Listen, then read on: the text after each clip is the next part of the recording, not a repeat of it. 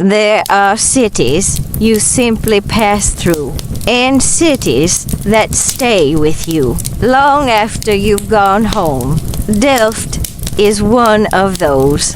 Tonight, I'll take you with me, not on a hurried tour, but on a slow, gentle walk, as if we had all the time in the world. We'll look, we'll listen, we'll let the city tell its own story. We'll walk through narrow streets, along the water, where the evening sun bends its light so softly. I'll tell you about Vermeer and his light, about William of Orange and his final moments, and about that day in 1654, when Delft trembled from the Gunpowder Explosion. We'll step into quiet courtyards, past the Beestenmarkt, where the smell of coffee lingers, and meet the woman with the violin, a moment you won't soon forget. This is no busy tour. It's a peaceful journey, perfect for a quiet evening at home, or for drifting into sleep with a story in your ear. If this sounds like something for you, stay with me until the end, and perhaps we'll walk together again soon, somewhere in another city full of stories. Come, let's step into Delft. The water is waiting for us, and if you enjoy gentle, story-driven walks like this, you're warmly invited to subscribe. It's free, and it helps keep these journeys alive.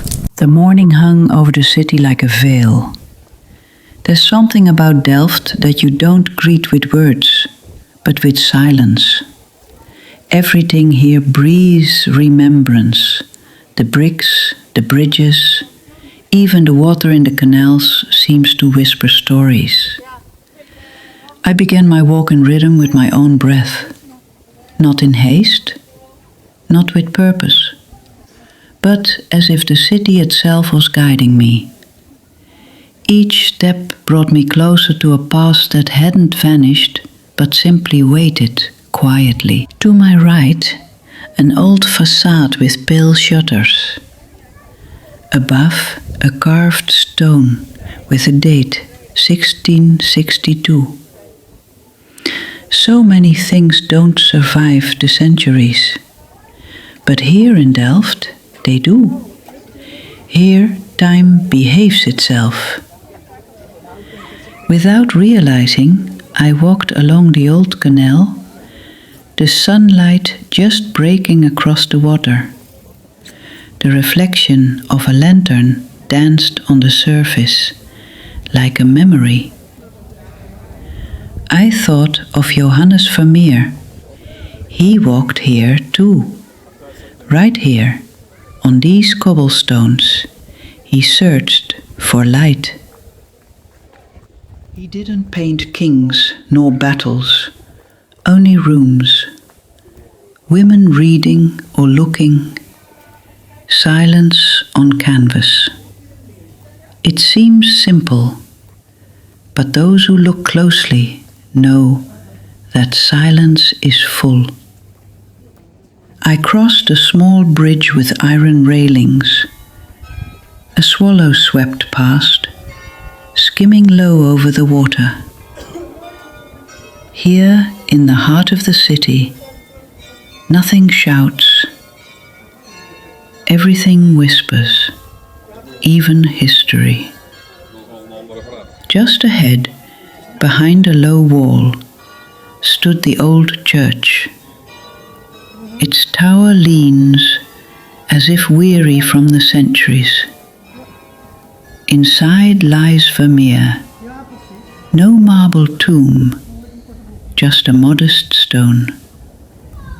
Because greatness needs no echo here. What few people know, the church was built in the 13th century. Its foundations rest on wooden piles. For centuries they've carried the weight of stones, of stories, of lives.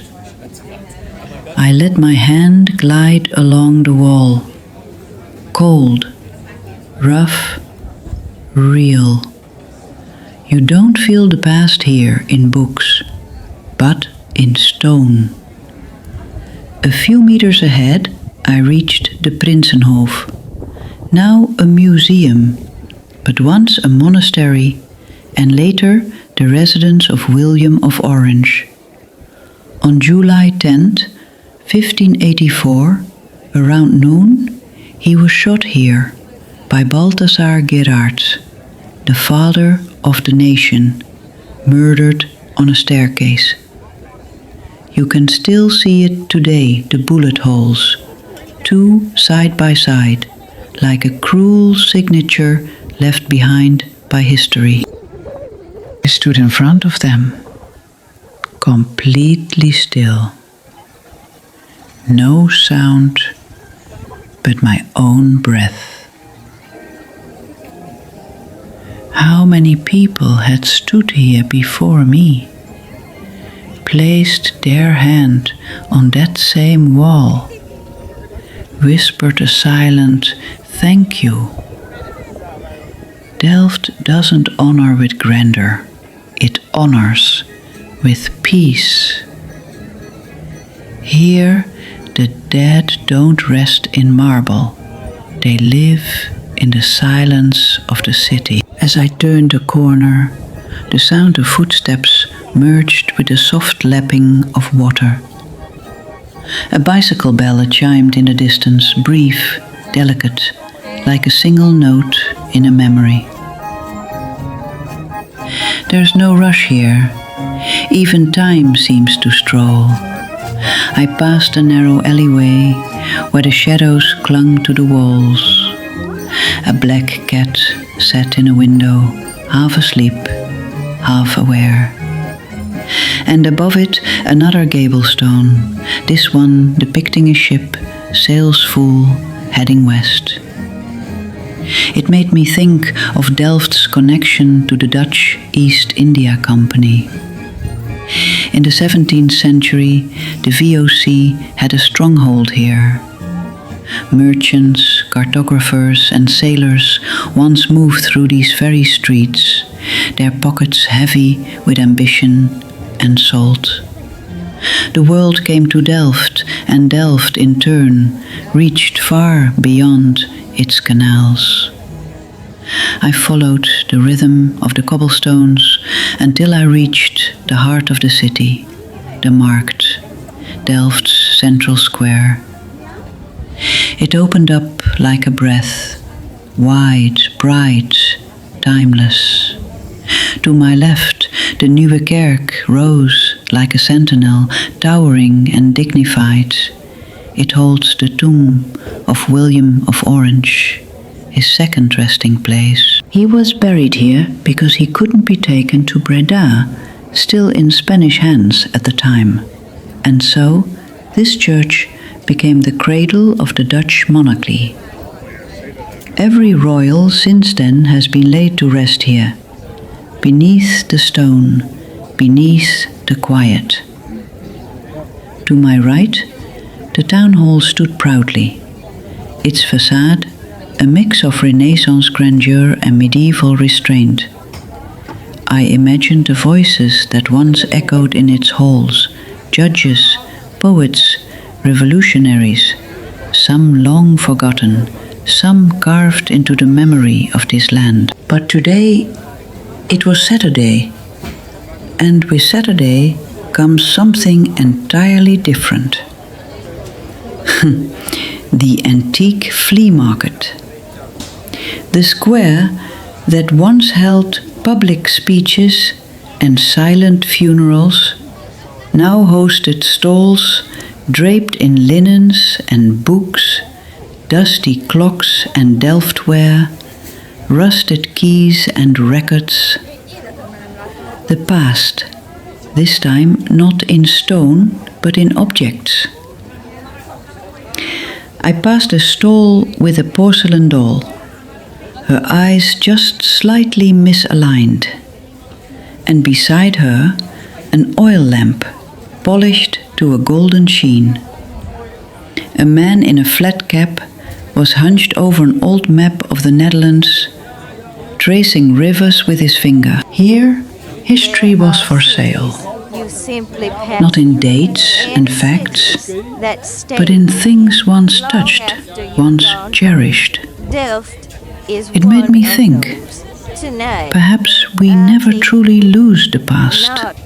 We simply pack it away in boxes and memories until someone curious enough lifts the lid. I walked slowly through the rows. A woman played a street organ nearby, its notes drifting into the square like perfume. A little girl held her grandmother's hand and pointed to a rotary phone with glee. "What's that?" she asked, quiet smile. How strange to see time folding in on itself like that. A child looking at an object from a world that no longer exists. And yet, here it was, again, right in front of us. I left the square from the far end, passing the flower stall where tulips stood upright in wooden crates. Their colors, vivid and proud, were the only loud thing in sight. And just beyond, I saw the edge of the canal again. A reflection of the church's tower shimmered on the surface. It swayed gently, almost like a bow. I paused and breathed. Delft was still speaking, not through monuments, but through quiet moments like this. I turned left into a broader street.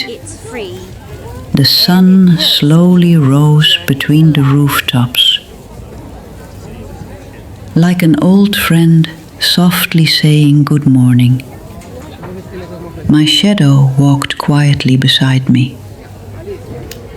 There's something about mornings in Delft, something gentle, something you don't feel anywhere else.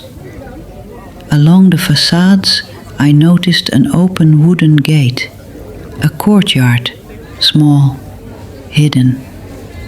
Behind it, a quiet garden, surrounded by old houses, white window frames, flower pots on the sills, a tea towel swaying softly on a line. I stood still. Long ago, widowed women lived here. They were supported by wealthy townsfolk or the church. This was their safe place, closed off from the noise outside. In the 17th century, Delft had dozens of these courtyards. Some are gone now, but this one is still alive, silent, proud, as if it's whispering, "I'm still here, I've not been forgotten." I walked on. Above me, pigeons cooed. I smiled. They've always been around. We used to feed them crumbs. Now we just watch them. Everything changes, but some things simply stay. A bit further, I stepped onto an open square, the Beestenmarkt. No stalls today, but I knew what used to happen here. Cows, sheep, pigs were bought and sold. Farmers came in from outside the city, pulling their animals on ropes, arguing prices, the smell of hay and manure thick in the air. And now, a square filled with terraces, trees, shade, people drinking coffee, looking around, or simply doing nothing at all.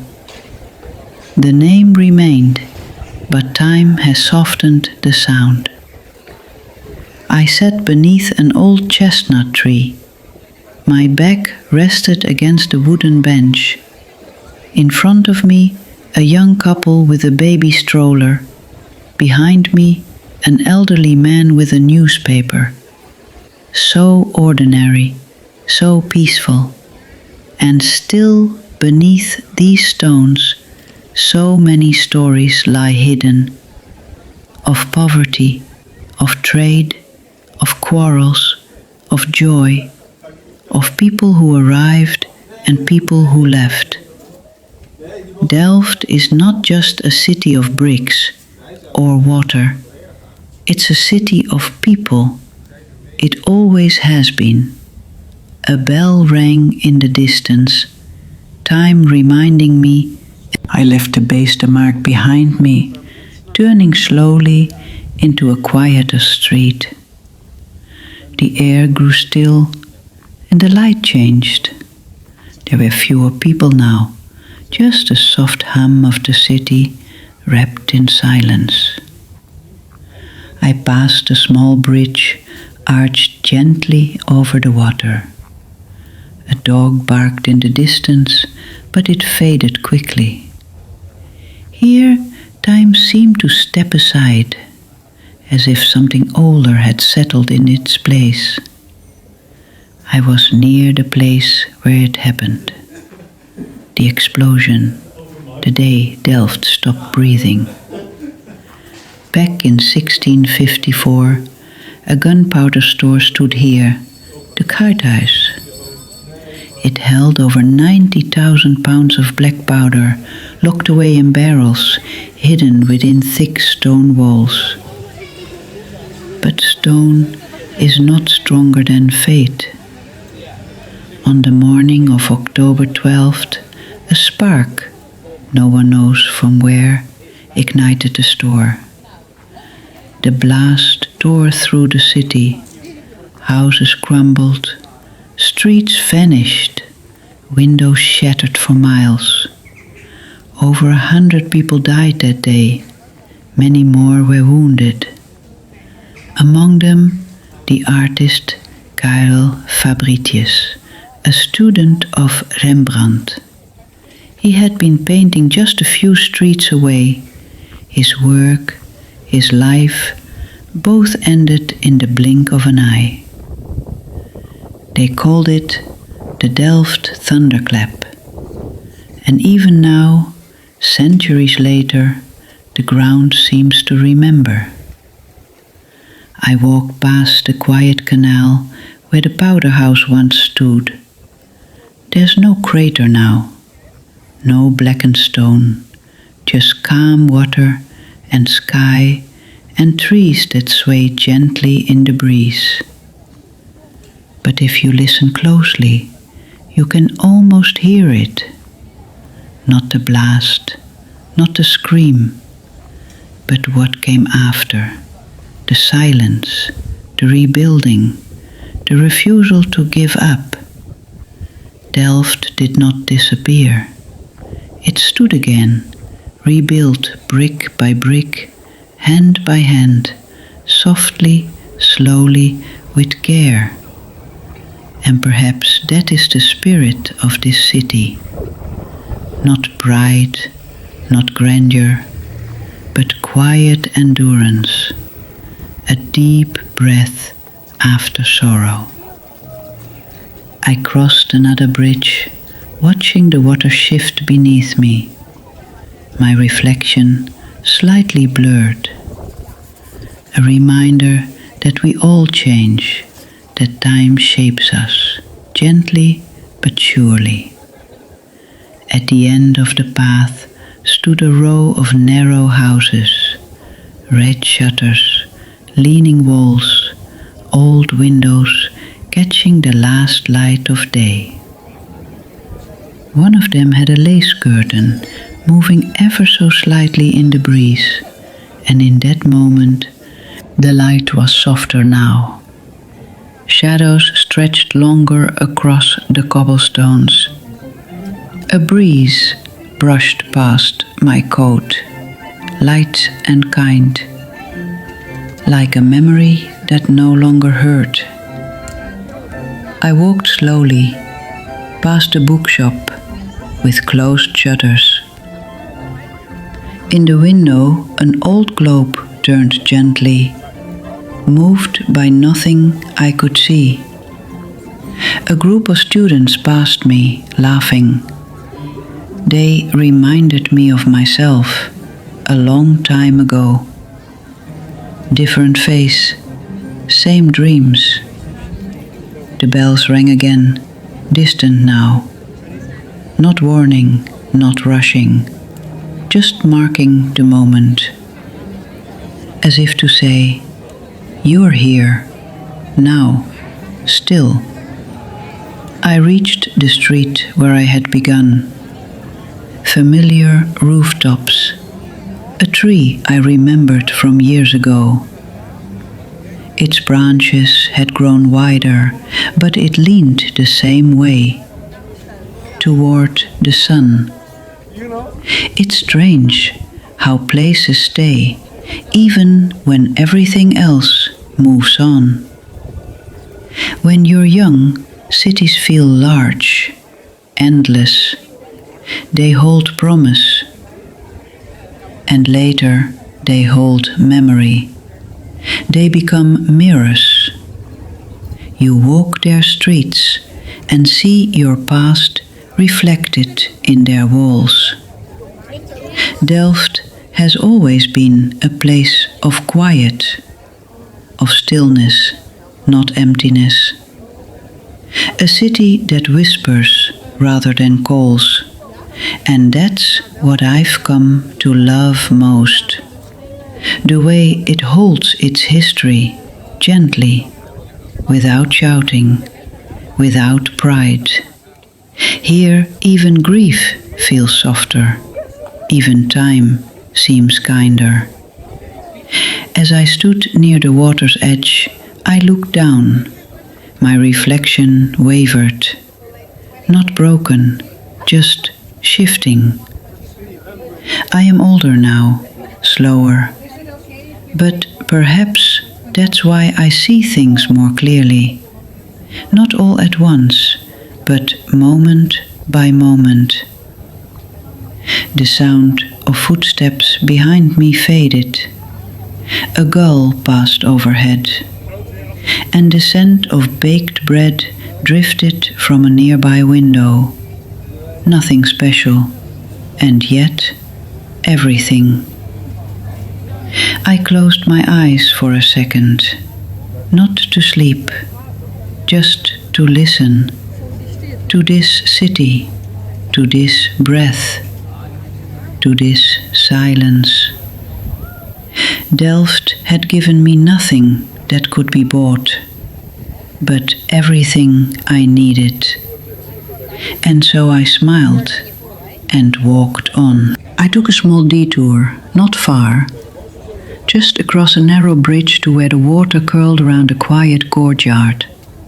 No one else was there, only the trees and the sound of something faint. A violin, soft, wavering, as if the melody had been asleep and was now waking up slowly. She sat on a wooden chair near the edge of the canal. Her hands, thin and wrinkled, held the bow with such care, as if it were a memory, not an object. Her eyes were closed, but her face was calm, peaceful. I didn't speak, not at first. I just listened. The notes drifted like leaves, gentle and steady, each one falling in its own time. When she finished, she opened her eyes and smiled, not surprised to see me, as if she'd been waiting. "Do you know the song?" she asked. I shook my head. "It's old," she said, "not famous, just something we used to play in this neighborhood. My mother taught it to me during the war." She lowered her violin onto her lap. There were bombings back then, and curfews, and days when the world felt smaller than this street. But even then, we had music. She looked out over the canal. Most people remember the big things, the speeches, the losses, but I remember this corner and the way my mother hummed when she thought no one could hear. I sat down beside her on a low stone ledge. The breeze carried the scent of moss and old wood. Time felt distant, like it was watching from a window and not interfering. "Did you live here your whole life?" I asked. She nodded slowly. "Born here, raised here, married here, widowed here." She said it without sadness, only softness. "And I'll probably die here too," she added. But there was no fear in her voice, just certainty, like someone who'd made peace with every season of her life. We sat in silence, not the empty kind, the full kind, where no words are needed because everything already makes sense. The violin rested across her knees like a sleeping pet. I watched the light shift across her hands, skin so delicate, yet so strong, from years of holding something fragile. "Play it again?" I asked. She smiled, and without a word she lifted the bow and began. This time I closed my eyes, not to block the world out, but to let it in more fully. The notes were slower now, sadder, or maybe just older. I don't know how long we sat there, long enough for the shadows to shift and the bells to chime again in the distance. When she finished, I stood up. She didn't. "Thank you," I said. She nodded once and turned back to